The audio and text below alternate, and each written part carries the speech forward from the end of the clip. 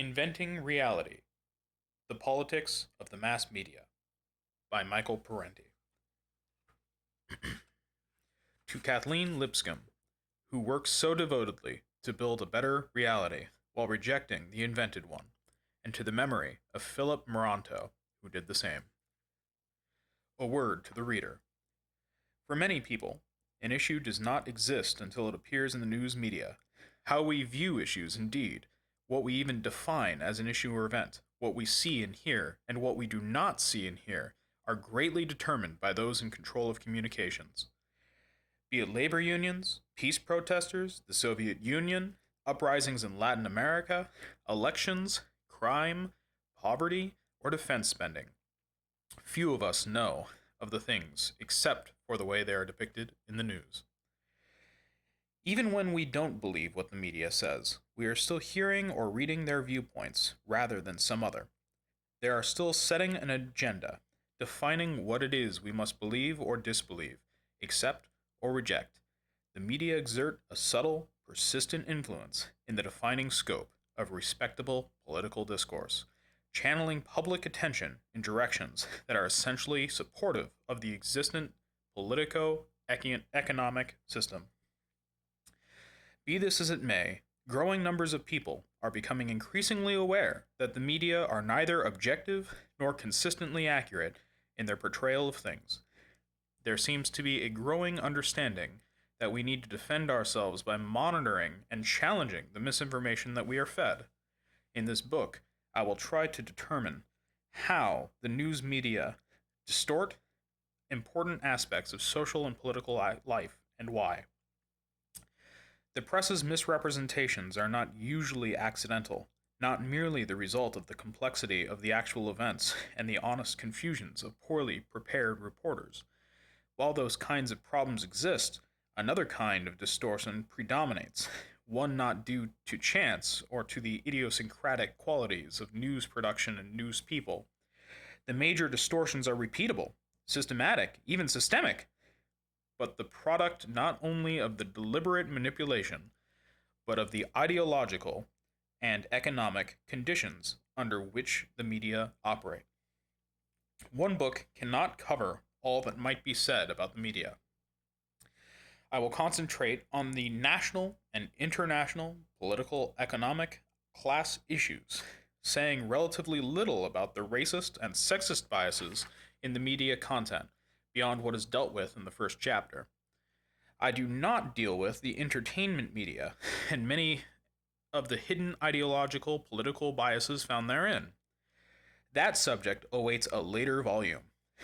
In the pages ahead, we shall explore the way the press distorts and suppresses the news and the major domestic and foreign events and policies, the hidden and not so hidden ideological views, and the mechanisms of information control, the role of news people, publishers, advertisers, and government, and the way patterns of ownership and influence information output, and the instances of dissent and deviancy in major media. Rather than attempt a comprehensive canvassing of the news complete with statistical breakdowns and content analysis, I trace media performance along several basic themes, providing representative samples of how the press treats and mistreats a subject. A more systematic and comprehensive undertaking would have had the virtue of thoroughness and maybe increased precision of a sort, but it would have made for a very huge and dull volume. In any case, numerous systemic studies are cited and summarized in the chapters that follow. This book concentrates on the more influential and prestigious news media, specifically the three major networks: the Columbia Broadcasting System, CBS, the National Broadcasting Company, NBC, and the American Broadcasting Company, ABC, along with the New York Times, the Washington Post, and their respective news services. Those two papers, the Post and the Times, not only feed the information to the public, but to other news media as well. Occasional attention is also given herein in the news weeklies, Time, Newsweek, and the Wall Street Journal, Los Angeles Times, and the lesser publications in broadcast media. Taken together, these various outlets compose what I alternatively describe as the major media: the establishment press, the mainstream media, the business owned press, the US press, the national media, or the press, and the news media. Throughout this book, I use the term news media and press synonymously to mean the printed and broadcast news organizations. It so happens that the press is singular and that the media is plural. But I mean the same by both. The term press, however, does not indicate the entertainment sector of media. The above-mentioned news organizations represent the better quality of the establishment press, being more informative and less distorted than most of the other, more conservative media. In this book has a bias in selection, then. It is in the direction of understatement. If the media so preempt the communication universe, then how can we evaluate them? And who is to say whether our criticisms are to be trusted? In attempting to expose the distortions and biases of the press, do we not unavoidably introduce biases of our own? It is objectively, and if objectivity is unattainable, are we not then left in the grip of subjectivism, in which one person's impressions are about as reliable or unreliable as another's? To be sure, there are always a danger that a dissenting viewpoint of the kind presented in the book will introduce distortions of its own. The reader should watch out for these. But this new danger is probably not as great as the one posed in the press itself, because readers approach the dissenting viewpoint after having been conditioned throughout their lives to the sentiments and images of the dominant society. The heterodox arguments can more easily be recognized as such and are open to conscious challenge. Far more insidious are the notions and opinions that so fit the dominant political culture's field of established images that they appear not as arguments and biased manipulations, but as the nature of things. When exposed to a view that challenges the prevailing message, the reader is not then simply burdened with additional distortions.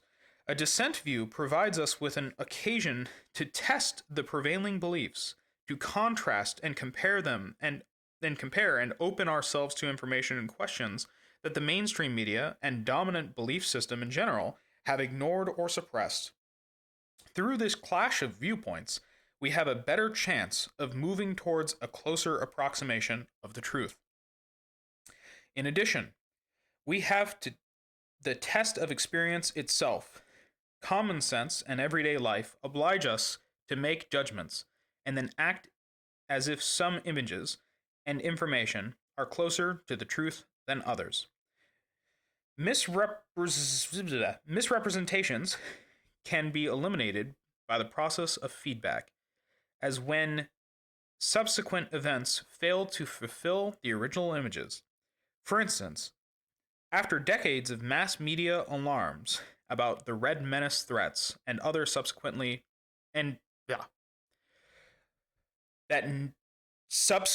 never materialized, we can raise some critical questions about the objectivity and reliability of the press regarding the issue of anti-communism and the Cold War, as indeed I do in chapters 6, 7, and 8.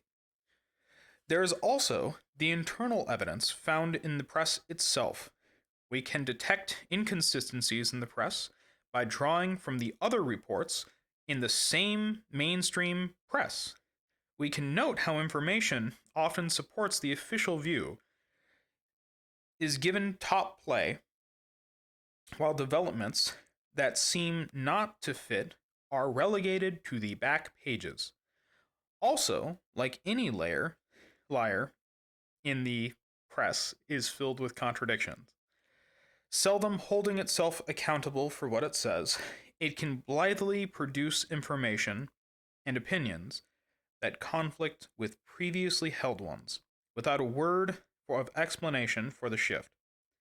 We can also learn to question what the establishment press tells us by noting the absence of supporting evidence, the failure to amplify and explain. We can ask, why are the assertions that appear again and again in the news not measured against the observable actualities? We can thereby become more aware when and how the news media are inviting us to believe something without establishing any reason for that belief. Much of the evidence herein has been gathered from extensive and detailed studies produced by academic scholars, journalists, and other independent investigators. Also helpful has been the information provided in such dissenting publications as The Nation, The Progressive, Political Affairs, In These Times, The Guardian, The Daily World, and Mother Jones.